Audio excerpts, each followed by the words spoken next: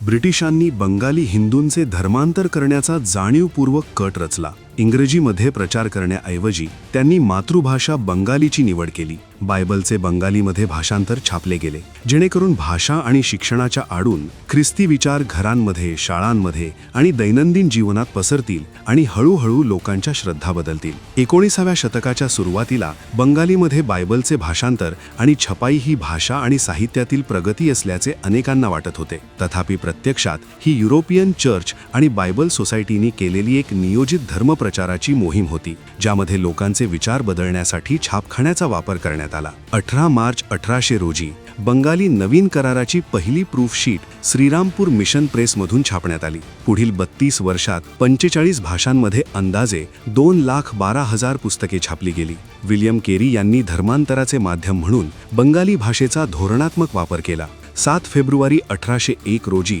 त्यांनी अनुवादित केलेला पहिला संपूर्ण बंगाली नवीन करार श्रीरामपूर मिशनमधून प्रकाशित झाला. विल्यम केरी भारतीयांना आध्यात्मिकदृष्ट्या अंधळे किंवा अज्ञानी मानत होते. त्यांच्या an inquiry into the obligations of Christians to use means for the conversion of heathens 1792 या पुस्तकात त्यांनी भारतीयांचा उल्लेख हिदन्स म्हणजे अधर्मी किंवा मूर्तीपूजक असा केला होता. त्यांच्या मार्गदर्शनाखाली शाळांमध्ये मुलांना बायबलच्या कथा शिकवल्या जात होत्या. गावांमध्ये ख्रिस्ती धर्माचा प्रचार केला जात होता. बॅप्टिस्ट मिशनरी सोसायटीच्या नोंदींवरून असे दिसून येते की 1838 पर्यंत अंदाजे 3000 लोकांनी ख्रिस्ती धर्म स्वीकारला होता. त्यापैकी बहुतांश ग्रामीण आणि उपेक्षित समुदायांमधून आले होते. तर 1871च्या अहवालानुसार पूर्व आणि पश्चिम बंगालमध्ये एकत्रितपणे ही संख्या अंदाजे 46,000पर्यंत वाढली होती.